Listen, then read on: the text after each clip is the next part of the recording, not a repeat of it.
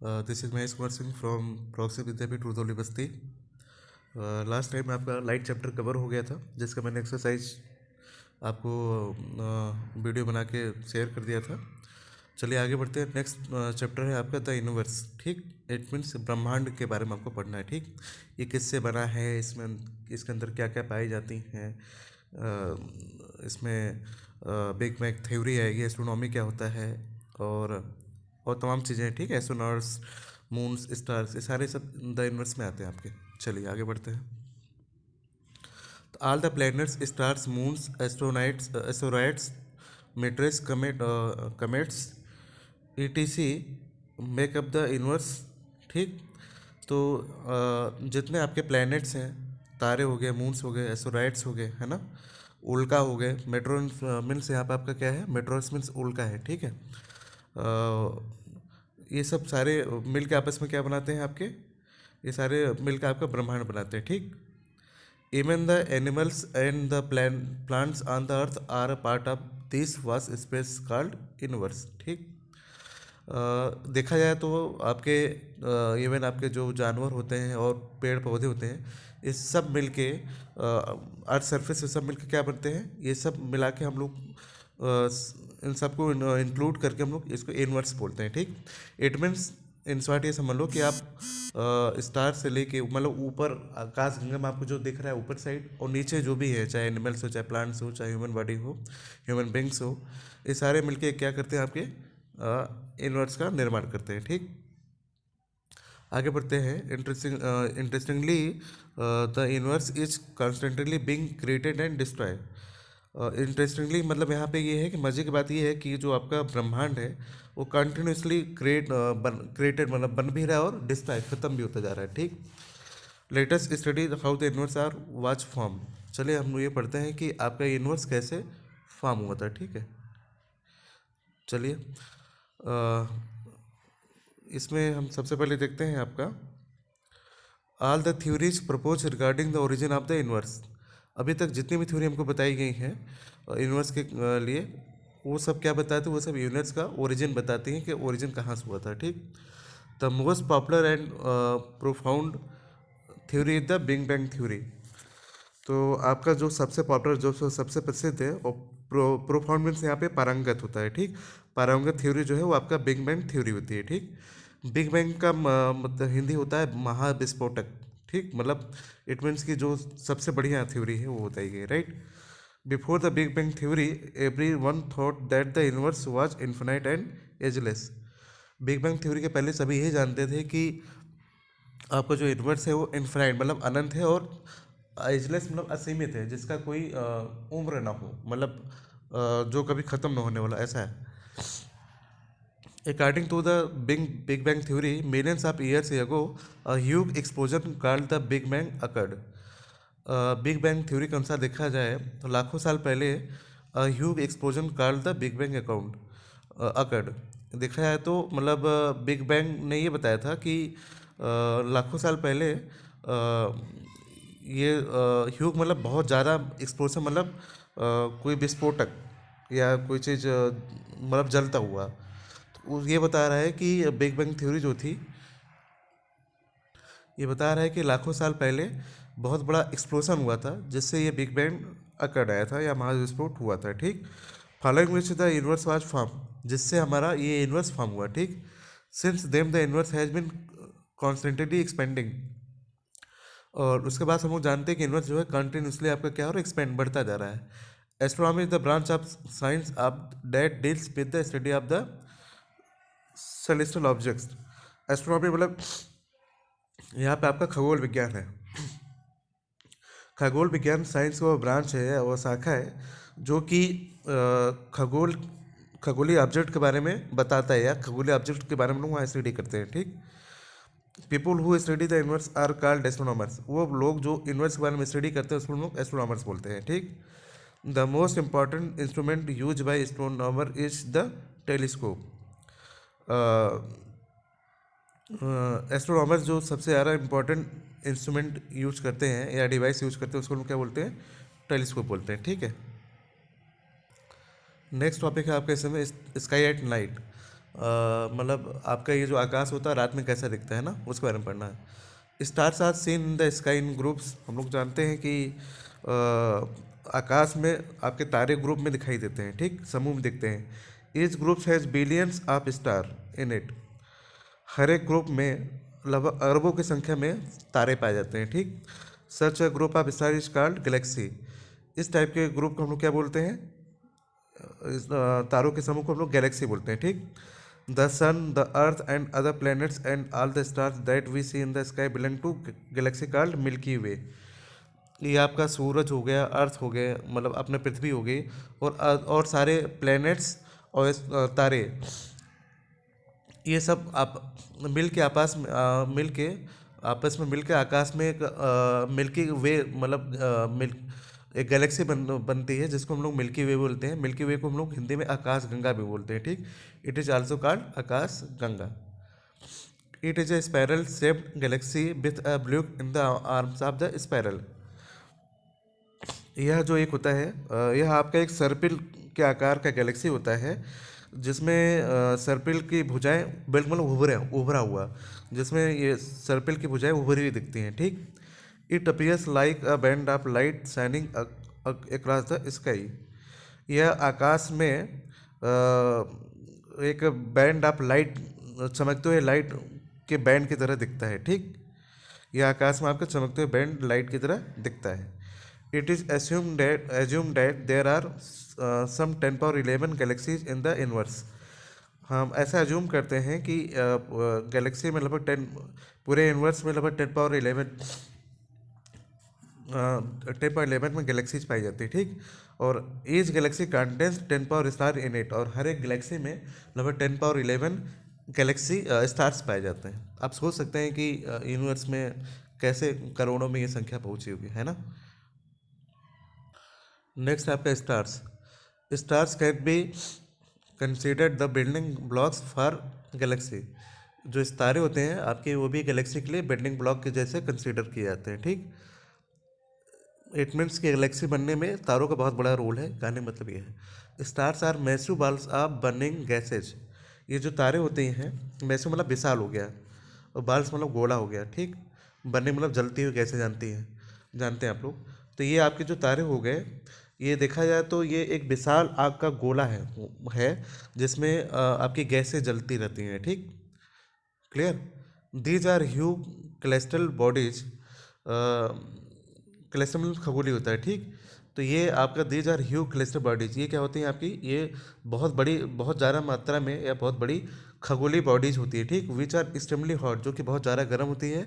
And अमिट like of their आउन, जो कि अपना खुद का लाइट हमेशा अमिट मतलब उत्सर्जित करती है। They are mainly made up of hydrogen and helium.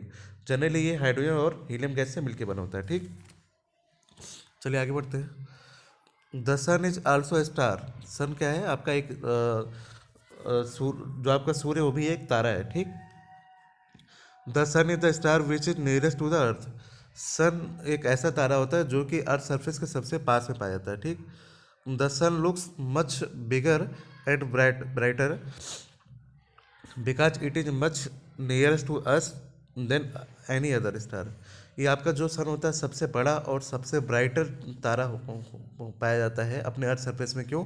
क्योंकि ये अपने अर्थ सरफेस के सबसे करीबी है और सब तारों के कंपेरिजन में, ठीक।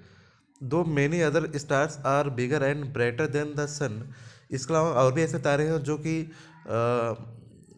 बहुत ज़्यादा मतलब सन से बहुत ज़्यादा बड़े और बहुत ज़्यादा चमकीले हैं। But they look small and फेंट, बट वो बहुत छोटे और धूमिल दिखाई देते हैं। क्यों? क्योंकि वो बहुत ज़्यादा दूर है, अपने अर्थ सरफेस बहुत ज़्यादा दूर है। This is because they are very far away from the earth, right. We can see the stars only at night. हम लोग तारों को केवल रात में देख पाते हैं। Though the stars are present in the sky even during the day time. यद्यप कि तारे आपका आकाश में हमेशा दिन में भी रहते हैं, दिन में भी हमेशा रहते हैं। इट मीन्स कि तारे कभी आपके ऐसा नहीं होते, कभी आपके अस्त नहीं होते हैं, ठीक है। तारे हमेशा आपके 24 आवर्स रहते हैं। बट क्या होता है कि दिन के टाइम में जो आपकी सनलाइट की ब्राइटनेस होती है वो इतनी ज़्यादा होती है जिसके कारण हमको आपके तारे नहीं दिखते हैं, है ना। But we can not see them during the day time because of the bright light of the sun, ठीक। The stars appear to move from east to west because of the rotation of the earth on its axis. ठीक, हाँ कहाँ पे था, हाँ ठीक है। The stars appear to move from east to west, ये जो आपके स्टार होते हैं हमेशा वो पूरब से पश्चिम तक मूव करते हैं। ठीक, because of the rotation of the earth on its axis, जिसका कारण ये है क्योंकि हमारा जो पृथ्वी है वो अपनी एक्सिस पे पश्चिम से पूरब तक मूव करता है। ठीक, earth the rotation of the earth on its axis from west to east होता है।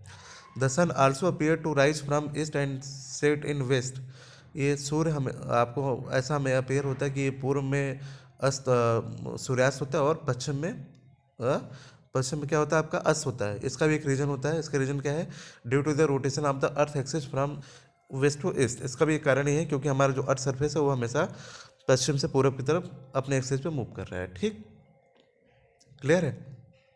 चलिए आगे बढ़ते हैं। There is a star which appears to be stationary when view from the surface of the earth, वहाँ पर देर इज कुछ वहाँ पे ऐसे तारे हैं जो कि हमेशा स्टेशनरी मतलब आपके स्थिर होते हैं when view from the surface of the अर्थ। जब हम आप अर्थ सरफेस से कुछ अपने अर्थ सरफेस से कुछ ऐसे तारे हैं जब हम उनको देखते हैं मतलब अर्थ सरफेस से उनको व्यू किया जाए तो हमेशा स्टेशनरी मतलब अर्थ सरफेस के कंपेरिजन में हमेशा क्या रहते हैं, वो स्थिर रहते हैं। मतलब आप जिधर मूव करोगे उधर की तरफ आपको लगता है कि वो भी तारे मूव कर रहे हैं, राइट। वो उसका एक रीजन होता है। This stationary star is called pole star, ये स्टेशनरी स्टार को लोग ध्रुव तारा बोलते हैं। ठीक, ठीक है। The pole star is situated easily above the axis of the rotation of the earth towards the north pole, ये जो आपका ध्रुव तारा है ये एग्जैक्टली अर्थ सरफेस के ऊपर की तरफ उसके रोटेशन एक्सिस का के जस्ट ऊपर की तरफ स्थिर होता है और इसका जो मूवमेंट होता है किधर होता है, वो नॉर्थ पोल उत्तरी ध्रुव की तरफ होता है। ठीक, चलिए आगे बढ़ते हैं। Since the Earth has a rotational motion and the pole stars lie along the axis of rotation, it appears stationary. जिसके कारण ऐसा लगता है कि अर्थ है जो रोटेशनल मोटेशन, अपना जो अर्थ सरफेस है इसमें हम लोग जानते हैं क्या होता है, ये ध्रुवी ध्रुवी रोटेशन मतलब ध्रुवी मोशन मतलब राउंड में घूमती है। ठीक, and the pole star lies along the axis of rotation, और ये जो पोल्स होते हैं ये ध्रुव तारा होता है, ये आपके हमेशा एक्सिस रोटेशन ऑफ एक्सिस के कहाँ पे होता है, उसके एक्सिस पर रोटेट करता है। इट मीन्स कि जिधर की तरफ आपका घूमेगा वो आपका जिधर तरफ आपका अर्थ सरफेस घूमेगा उसी के डायरेक्शन में आपका पोल्स भी ध्रुव तारा भी घूमता रहता है। क्यों, क्योंकि ये इसके एक्सिस पे स्थिर है, राइट। All stars all other stars appear to move around the pole star, और भी दूसरे तारे हैं जो कि ध्रुव तारे के चारों तरफ मूव करते हैं। ठीक, the pole star help people determine the time at night, ये जो ध्रुव तारा होता है ये लोगों को रात में समय देखने में मदद करता है और साथ ही साथ डायरेक्शन बताता है ड्यूरिंग द जर्नी। ठीक है, आगे बढ़ते हैं। नेक्स्ट है आपका measurement units in astronomy. It means कि एस्ट्रोनॉमी का यूनिट हम लोग किस में मेजर करते हैं। ठीक, the sun is also a star, हम लोग जानते हैं कि अपना सूर्य भी एक तारा है।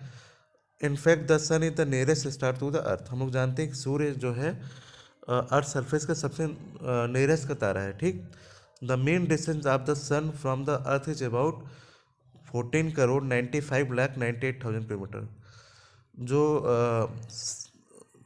पृथ्वी से आपके सूर्य की दूरी है लगभग वो 14,95,98,000 किलोमीटर की दूरी है। ठीक, all the other stars are at a distance which is millions of times greater than this distance.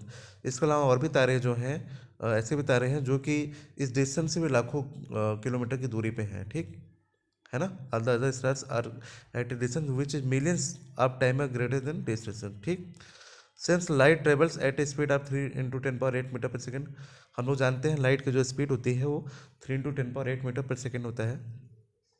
The light from the sun reaches the earth is about 8 minutes and 20 second, ये जो light होती है आपकी सन से जो light अपने earth surface पे पहुंचती है उसमें आने में लगभग 8 मिनट 20 सेकेंड का टाइम लगता है। ठीक, the closeness of the sun is to the earth make the it bright and hot, अपने सूर्य का अपने पृथ्वी सरफेस के सबसे पास होने के कारण अपना अर्थ सरफेस हमेशा दिन में ब्राइटनेस मतलब चमकती रहती है और गर्म हो जाती है। क्यों? क्योंकि आपका जो सन है वो अर्थ सरफेस के सबसे नज़दीक है। ठीक। The mean distance between the sun and earth is use at unit of astronomy. आगे बढ़ते हैं। The mean distance between the sun and earth is use as a unit of length in astronomy. Astronomy में sun सूर्य और पृथ्वी के बीच के distance को major करने के लिए जो लोग यूनिट ऑफ लेंथ लेते हैं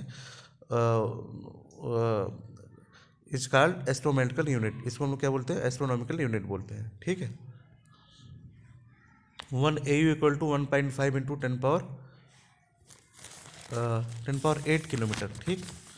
आपका 1 एस्ट्रोनॉमिकल यूनिट जो होती है वो 1.5 इंटू 10 पावर 8 किलोमीटर होता है। अगर इसको हम लोग मीटर में देखें तो ये आपके 1.5 इंटू 10 पावर 11 मीटर हो जाएगा अप्रॉक्स, है ना, क्योंकि 1 किलोमीटर में आपका 1000 मीटर होता है। ठीक। चलिए आगे बढ़ते हैं। Other stars at such a great distance from the earth that it takes many years from the light to reach us. और भी ऐसे तमाम तारे हैं जो कि इनसे बहुत ज़्यादा डिस्टेंस पे दूरी पे हैं और इनको अर्थ सरफेस पहुंचने में बहुत इनके लाइट्स को अर्थ सरफेस पहुंचने में बहुत लंबा टाइम लग जाता है। ठीक। Such a great distance from the earth that is it take many years from their light to reach us. अब मतलब अर्थ सरफेस तक इनकी लाइट को आने में बहुत लंबा समय लग जाता है। ठीक। Alpha Centauri is the second closer star to earth. Alpha Centauri एक ऐसा दूसरा स्टार है जो कि अपने अर्थ सरफेस के सबसे करीब में है। ठीक। It is about 4 × 10 power 13 kilometres. यह लगभग 4 × 10 पावर 30 किलोमीटर्स की दूरी पे है। ठीक।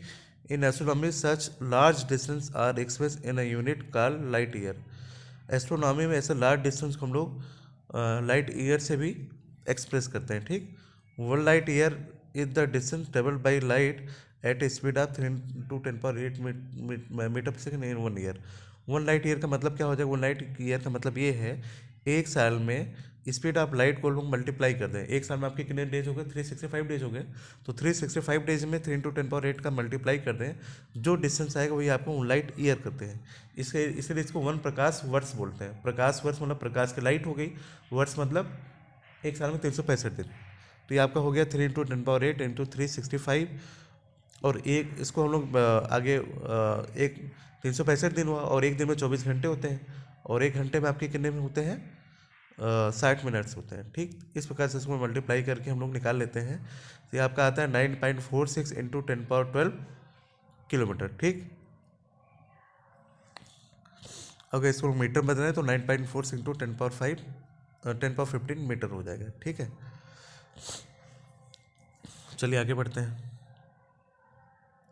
Alpha Centauri is about 4.3 light years away from the earth. Alpha Centauri जो है आपका अपने अर्थ सरफेस लगभग 4.3 प्रकाश वर्ष की दूरी पे है। ठीक। चलिए आगे बढ़ते हैं। नेक्स्ट टॉपिक है आपका कॉन्स्टलेशंस, मतलब इसका हिंदी होता है तारों का समूह या ज्योतिपुंज भी बोलते हैं। ठीक। The group of stars which appear to form some recognisable shape और pattern is known as constellation. तारों का ऐसा समूह जो कि ऐसा समूह जो उसका अगर शेप देखा जाए तो इसमें कुछ पहचानने ऐसा शेप होता है जिसको लोग रिकग्नाइज कर सकते हैं। ठीक। या इनके शेप को या पैटर्न को पहचान सकते हैं। इसको हम लोग क्या बोलते हैं?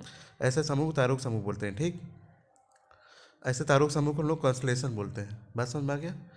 मतलब ये है कि कुछ अपने तारों में ऐसे तारे पाए जाते हैं जिनका कुछ शेप कुछ ना कुछ शेप है या उनकी कुछ ऐसी आकृतियां हैं जिनको लोग पहचान सकते हैं। ठीक।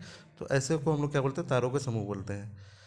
This were name by the ancient people relating the animals और ह्यूमन बींग। ये जो नाम रखे गए हैं इनका, they were name by ancient peoples.